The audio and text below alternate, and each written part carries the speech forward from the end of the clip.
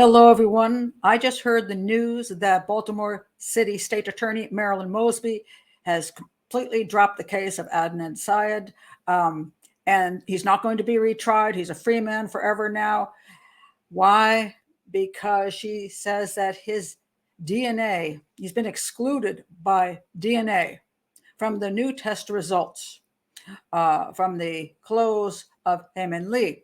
And so, therefore, every people who really think he's innocent, who watch Serial and all the other podcasts, are jumping up and down now saying, see, we told you the guy's innocent. He's been excluded from being the murderer of Hae Lee by DNA.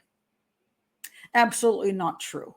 Absolutely not true. And this is what's so sad about it, is that Marilyn Mosby, who is I believe this is a big political grandstanding thing for her, because she's been indicted for fraud and for perjury. And so I think she's doing this to get attention. That's my belief. And she said, okay, so he gets out. Adnan Syed, he was released from prison, and they were only going to retry the case if the DNA proved that he did it. Well, so now the DNA results have come back, and she says, oh, he's been excluded by DNA. All right. Let me try to explain this so you understand how this is simply not true, but she's trying to make it think it is true, because that's the kind of duplicitous person she is. All right. Let me read you from the article. All right. Baltimore City State Attorney Marilyn Mosby said in a press conference Tuesday that she dismissed his criminal case following a second round of, and this is important, touch DNA. Testing of items that were never tested before. Officials tested a skirt, pantyhose, shoes, and jacket belonging to Lee. And the same, this is in quotes here, DNA mixture of multiple contributors was found on both her shoes. Testing found that Syed's DNA was not found on that evidence, Mosby explained. She explained that touch DNA, which analyzes skin cells left at crime scenes, has been available since 2003. The case was originally prosecuted in 1999, and advances in DNA technology allowed for new testing. Okay, let me break this down for you. One, touch DNA, that's really guesswork an awful lot of the time. It is absolute guesswork, especially when you have mixtures, and it's really guesswork. Touch DNA can come from anywhere and from anybody at any time. So if Hae Lee went to school that day and she says, hey, girlfriend, hug, hug, hug, she's going to have their touch DNA all over her. And guess what? If some other guy had hugged her friend and then she hugged that girl, that guy's DNA can go from him to the friend to Hae Lee. So that's how quickly and how easily touch DNA transfers. So it's really hard to use this very well in criminal cases unless it's very specifically matches somebody who had no way of being there and was there. No way it could have transferred there in any other possible way. So, but Hae Lee goes to school, so gosh knows how many people touched Hae Lee.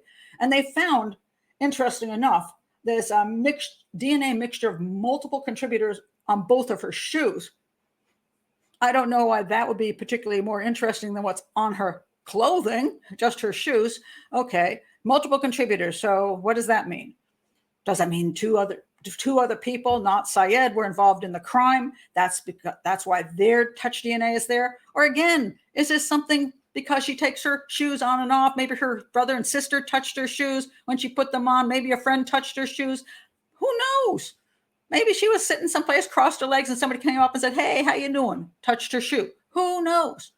It floats around. Maybe something came off a coat and hit her shoes. Who knows? So this touch DNA is crap. And here's another interesting point about this touch DNA. It wasn't even used at the time of her murder.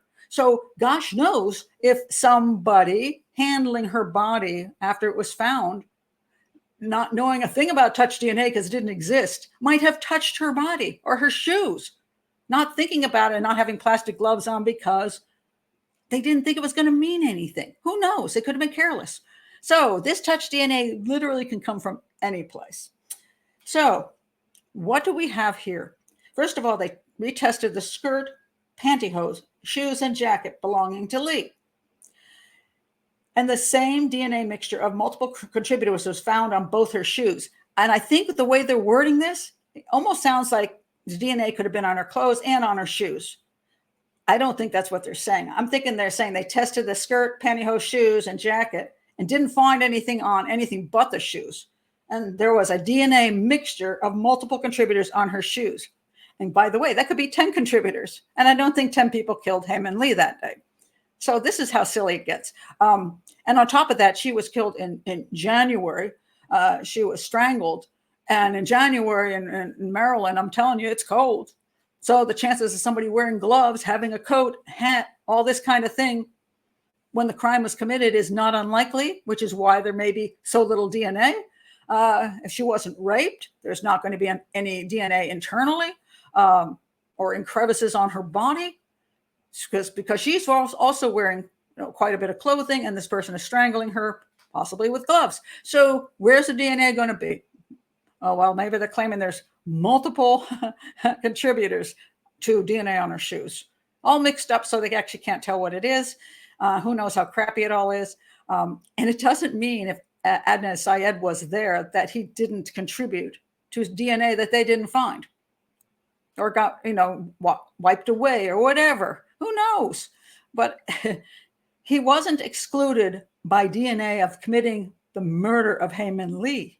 He was only excluded, according to them, from some mixture of DNA on her shoe. That's it. So essentially what they're saying is, we don't have any more evidence than we had when he went to trial the first time, and we're not going to retry it for that reason. But they're floating to the public that the DNA is the reason he's not going to be retried, that he was excluded by the DNA. Yeah, from her shoe. So come on, folks. I know this is going to spread like wildfire, that he's been excluded by DNA, and this is not true. There is no proof that he didn't commit the murder of Hae-Min Lee. He was found guilty. He was let out by a political actor, Marilyn Mosby, who was being indicted. I want to keep pressing that point, being indicted. She's also a reform prosecutor. She's one of these prosecutors that thinks when she becomes prosecutor, she's going to change the system from within. She's not just going to prosecute cases, which is her job, just to prosecute cases, but she's going to change the system and get equity in the system, decide who should be incarcerated and who shouldn't be incarcerated. And she can take up this kind of agenda when she looks at cases, and she shouldn't, because that's political. That's not justice. And I think that's exactly what she did in this case. After Serial came out and there was such public pressure, oh, free, free, free, Adnan Syed, she said, hey, here we go. I can get some political mileage off of this. And so she got him out of prison, and now she has made him a free man because he's been excluded by the DNA. Okay. But he hasn't been excluded from being her murderer because there's zero proof that he didn't do it. I'll tell you that.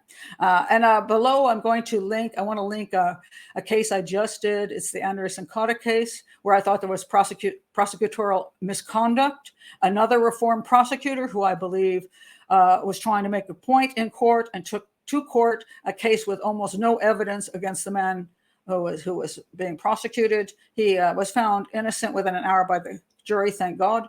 But she also is a reformed prosecutor and is bringing politics into an area it shouldn't be in. If you have a political issue about the way things are working with incarceration and arrests and all that, do that outside of being a prosecutor. Become just a political animal and fight for those causes. But don't be a prosecutor and bring it into individual cases. And that's what I think she did, Marilyn Mosby. And I feel very sorry for the family of Hae-Min Lee, because they have just been screwed over. That's all I can say. Ever since Adnan Syed went to prison, and this whole media, what do you want to say, fiasco, in my opinion. But when Serial found this is going to be a great story and a great way to do a podcast, and then it became super popular. And following that, there are so many other podcasts about this case. And of course, HBO did a thing too. So everybody wanted to jump on the bandwagon of this guy was wrongfully incarcerated. even though there was good evidence that he was guilty, and that's why the jury found him guilty. And I still believe he's guilty. Oh yeah, also linked below is my analysis of the case of the murder of Hae Min Lee, and what I believe the evidence did show. All right, that's just what I want to bring to you today, because I at least want to get that information out to people who are now thinking that, yay, he's been excluded by DNA. He didn't do it. He didn't kill Hae Min Lee. We've been telling you that. No, yeah, you've been telling us that, but that's not necessarily so. So anyway, excluded by the DNA on her shoe, not excluded from being the murderer of Hae Min Lee. Okay, thank you everybody for being here. And if you've never been here before, please do subscribe to the channel for other cases, and do like this video and share with your friends. Share in a place where people say, hey, I knew he didn't do it. Share there. Thanks very much.